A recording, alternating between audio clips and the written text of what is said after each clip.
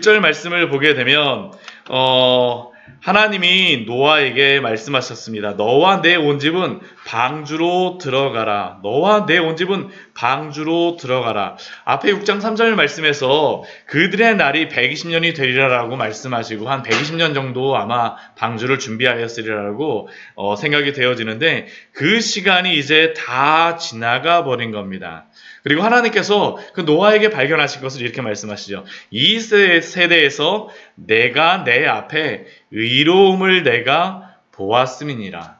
그 모든 세대가 다 타락하여 부패하여 자기의 길로 갔음에도 불구하고 노아는 하나님 앞에서 의로움을 지키며 살아갔습니다. 하나님 앞에서 살아갔던 그 노아의 모습들, 세상의 사람들 볼 것이 없지 않습니까? 우리가 믿음을 지킨다라고 하는 것은 세상 사람들이 이러네, 저 사람이 저러네, 저 교회가 이러네, 아니면 이러한 사람이 이렇게 생활하네, 이게 아니죠. 우리가 하나님 앞에서 어떻게 살아가느냐. 하나님도 그렇게 말씀하지 않으십니까? 이 세대에서 내가 내 앞에, 하나님 앞에 우리가 어떻게 서 있냐라는 것이죠. 그 의로움을 보았습니다.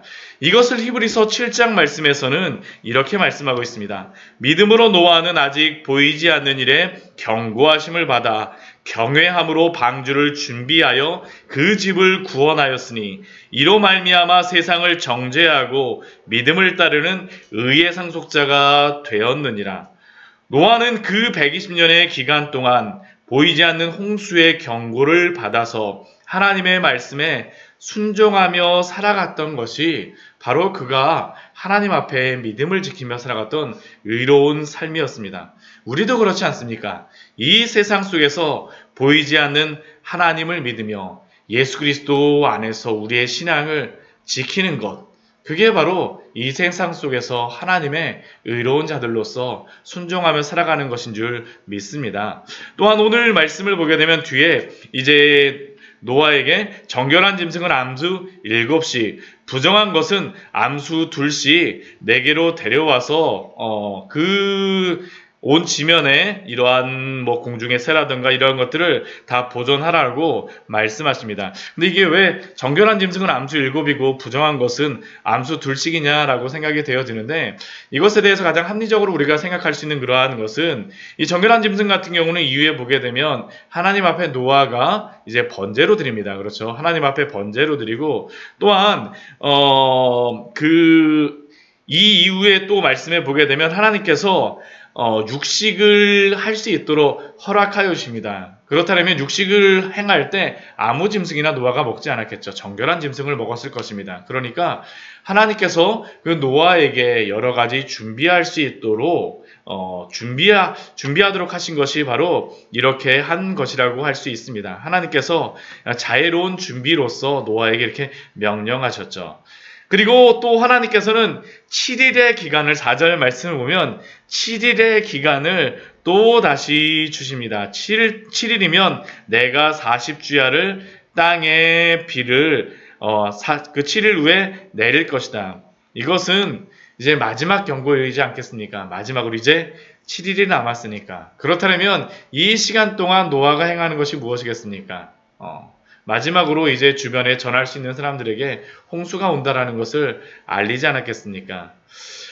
이러한 모습들, 마지막에 노아가 방주를 준비하며 홍수가 있을 것을 알렸을 때 세상의 반응들은 무엇이었을까요? 노아의 홍수에서는 세상의 반응이 무엇인가에 대하여서는 말씀하지 않습니다. 그러나 마태복음 24장 말씀을 보게 되면 예수님께서 그렇게 말씀하시죠. 마태복음 24장 37절에서 39절 말씀, 우리 같이 한번 찾아보도록 할까요? 네. 마태복음 24장 말씀입니다. 이 시대 가운데에서도 또한 하나님이 예수 그리스도를 통하여서 우리에게 주시는 그러한 경고의 말씀이라고 생각이 되어집니다. 마태복음 24장 37절에서 39절까지의 말씀을 같이 한번 보도록 하겠습니다. 노아의 때와 같이 인자의 임함도 그러하리라. 홍수전에 노아가 방주에 들어가던 날까지 사람들이 먹고 마시고 장가들고 시집가고 있으면서 홍수가 나서 그들을 다 멸하기까지 깨닫지 못하였으니 인자의 임함도 이와 같으니라. 마지막 그 7일 동안도 무엇을 했다라는 것입니까? 먹고 마시고 장가들고 시집가고 있으면서 마지막까지 돌아오지 않죠. 그러나 예수님의 임함도 이와 같으리라라고 우리에게 경고하십니다. 결국 이것은 무엇이겠습니까? 깨어 있으라라고 우리에게 말씀하시는 것이 아니겠습니까? 또한 이러한 것들이 일어날 때 노아의 나이가 몇 세라고 이야기하시냐면 600세에 이러한 일이 일어났다라고 6절 말씀, 7장 6절 말씀을 보면 이제 말씀하여 주십니다. 600세, 노아의 나이 600세. 그리고 그 600세에 어떤 일들이 있습니까? 그 마지막 7일이 지나고 노아의 그러한 아들들과 아내와 며느리들이 다 홍수를 피하여서 방주에 들어가고 정결한 짐승들도 다 방주에 들어갔습니다. 이제 7일이 지나간다는 것이죠. 예전에 몇 년 전에 영화가 있었습니다. 노아의 홍수를 각색해서 나오는 그런 영화가 있었는데 제가 이 말씀을 읽을 때마다 제가 그 영화를 보면서 이 말씀을 그때 비행기를 타면서 제가 그때 출장 가면서 봤던 영화였었는데 그 되게 인상적이었던 게 뭐냐면 그 짐승들이 다 모여갖고 방주에 막 들어가니까 그 굉장히 웅장한 모습이에요. 막 그 기린, 뭐 여러 가지 사자, 뭐 그런 것들이 쭉 써 있는데 그 주변의 사람들의 모습이 어땠을까? 이게 굉장히 그 장관이지 않았겠습니까? 이곳저곳에서 모여있는 그러한 짐승들, 이러한 들어가는 그러한 모습들, 하나님이 그렇게 일하셨던 그러한 것들이죠.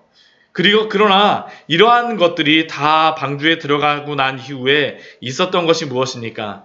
7일 후에 홍수가 땅에 덮이니 다 이러한 장관의 모습들이 다 끝나고 나서 7일 후에 홍수가 땅에 덮였습니다. 이때가 또 언제라고 말씀을 하시냐면 11절 말씀하면 600세 되던 해의 둘째 달 그달 열일의 날에 이렇게 이러한 일들이 있었다라고 말씀하십니다. 왜 이렇게 600세 되던 해 둘째 달 그달 열일의 날이라고 분명하게 기록하고 계실까요? 이것이 사실이라는 것이죠. 사실이라는 것이죠. 우리가 앞부분의 말씀에 보게 되면 이렇게 정확하게 언제라라고 말씀해 주지 않으세요. 이것을 우리에게 분명하게 언제 무엇이 있었다라고 말씀하시는 것은 하나님의 이 심판이 노아의 심판이 분명히 있었다라는 것을 우리에게 알려주시는 것입니다. 그러니까 이 노아의 홍수를 볼 때마다 우리는 앞에서도 제가 말씀을 드렸지만 예수 그리스도가 오심을 우리가 기억하며 정말로 이것이 사실이라는 것을 우리가 생각하며 날마다 준비해야 되겠죠. 오늘도 살아가는 우리들이 이것이 사실이었거나는 실질적인 믿음을 갖고 우리가 이 말씀 앞에 서라라고 오늘도 말씀하여 주시는 그러한 말씀입니다. 그리고 또 어떻습니까? 우리 13절 이후의 말씀에 보면 다 방주에 들어가고 다시 한번 방주에 들어가는 그러한 말씀을 다시 한번 이제 반복하십니다. 그날에 노아의 그 가족들이 다 방주에 들어갔고 모든 들짐승이 다 종류대로 들어갔고 생명의 기운이 있는 육체가 다 노아에게 나와 방주로 들어갔으니 그런데 이 방주로 들어가고 난 이후에 그 벌어지는 일이 무엇이냐면 16절 말씀을 보면 다 들어가고 나니까 여호와께서 마지막에 노아까지 들여보내시고 문이 어떻게 됩니까? 쿵 하고 닫히는 것이죠. 쿵 하고 닫힙니다. 노아가 안에서 문을 잠그는 것이 아니라 하나님이 이 문을 닫아버리십니다. 이 문은 결국 무엇이겠습니까? 구원과 심판이 나누어지는 그러한 시간이 바로 이 시간이죠. 사람들이 그 장관의 모습을 보면서 저기 동물이 들어간다. 저런 짐승도 있었네. 저것도 있었네 하면서 막 놀라고 그랬을지 모르지만 그것을 그냥 구경하였던 사람들은 어떻게 되어집니까? 방주 밖에 남아있는 것이고 그 안에 들어간 사람만 구원을 받았음을 우리에게 분명히 알려주시는 것이죠. 그리고 이 이후에 나오는 말씀이 무엇입니까? 17절 말씀을 보게 되면 홍수가 이제 그 문이 닫히자마자 홍수가 40일 동안 계속되면서 아까 앞에서 말했지만 하늘의 기품의 샘들이 터지고 물이 막 많아지니까 어떡했습니까? 그 큰 방주, 길이로는 137m, 너비로는 거의 한 25m, 높이는 한 15m 정도 되는 그 방주가 어떻게 됩니까? 물이 많아지니까 방주가 땅에서 떠올라요. 둥 하고 떠오르지 않습니까? 그리고 또 물이 더 많아지니까 어떻게 됩니까? 방주가 물 위에 떠다녔다라고 18절 말씀에 보면 우리에게 말씀하고 있습니다. 또 그 뒤에 보면 무엇이라고 말합니까? 천하의 높은 산이 다 잠기게 되고 결국 육지에 움직이던 그러한 생물들이 21절 말씀 보면 다 죽었다라고 말씀합니다. 육지에 있어서 그 코에 생명의 기운이 있었던 그러한 모든 것들은 다 죽고 오직 남아있는 그 생명들은 어떠한 생명입니까? 23절 말씀은 오직 노아와 그와 함께 방주에 있던 자들만 남았더라라고 오늘 말씀은 우리에게 분명히 증거하고 있습니다. 오늘 말씀을 통하여서 우리가 분명히 알 수 있는 것이 있습니다. 이 홍수를 통해서 분명히 알 수 있는 것이 있습니다. 그것은 첫 번째는 같은 물이라 할지라도 방주 바깥에 있는 생명에게는 이 물이 무엇이 됩니까? 심판의 도구가 되지만 그러나 방주 안에 있는 자들에게는 그 물은 방주를 밀어 올리는 도구가 됩니다. 즉 물이 방주 바깥의 존재들에게는 하나님의 진노의 도구가 되지만 그러나 방주 안에 있는 사람들에게는 구원의 도구, 은혜의 도구가 되는 것입니다. 그리고 이것은 그리스도의 구원의 그 방주에 올라탄 성도와 또한 이 세상 속에 있는 사람들에게 일어나는 일들입니다. 어떤 사람에게는 우리가 삶을 살아가면서 극한 환난과 고난이 이 세상을 살아가는 사람들에게 모두 그러한 것들이 발생하지 않습니까? 그러나 어떤 사람에게는 여러 가지 환난과 고난이 신앙을 떠나는 그러한 걸림돌이 되기도 하지만 또 어떤 사람에게는 그것이 무엇이 되겠습니까? 하나님을 만나는 귀한 디딤돌이 되어지기도 하고 또 어떤 사람에게는 구원의 그 복음이 구원으로는 도구가 되어지기도 하지만 어떠한 사람에게는 그 복음이 무엇이 됩니까? 믿음에 대한 신앙에 대한 걸림돌이 되는 겁니다. 사랑하는 성도 여러분, 우리가 언제 예수 그리스도를 만났습니까?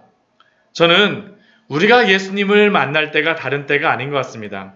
우리가 실패한 그곳, 물이라고 생각하는 그곳에서 그곳이 바로 예수 그리스도를 만나는 자리요.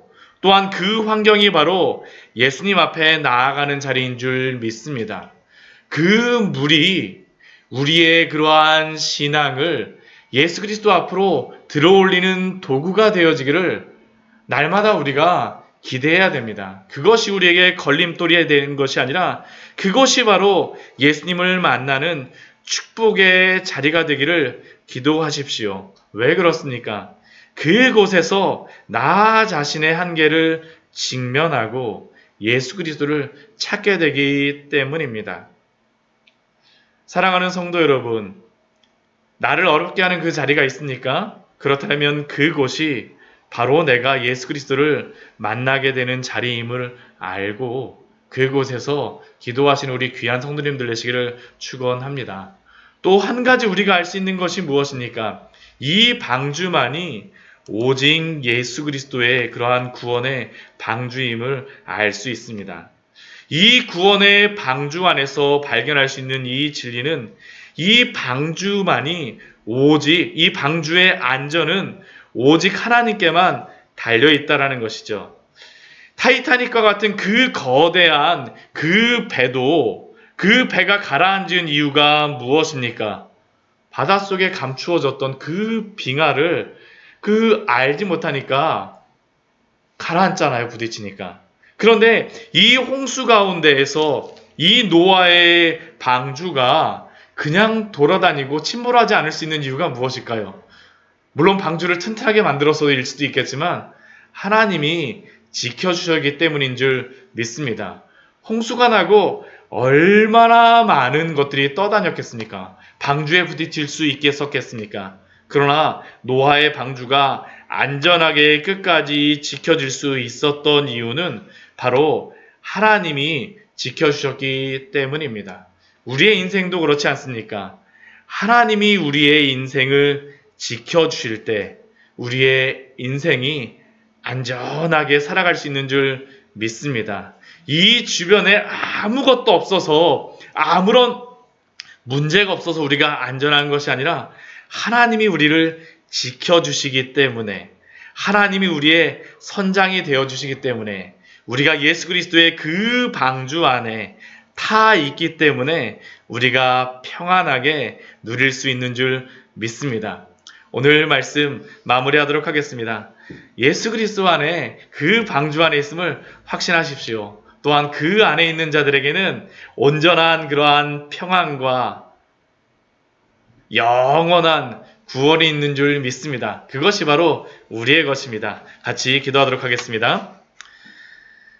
하나님, 오늘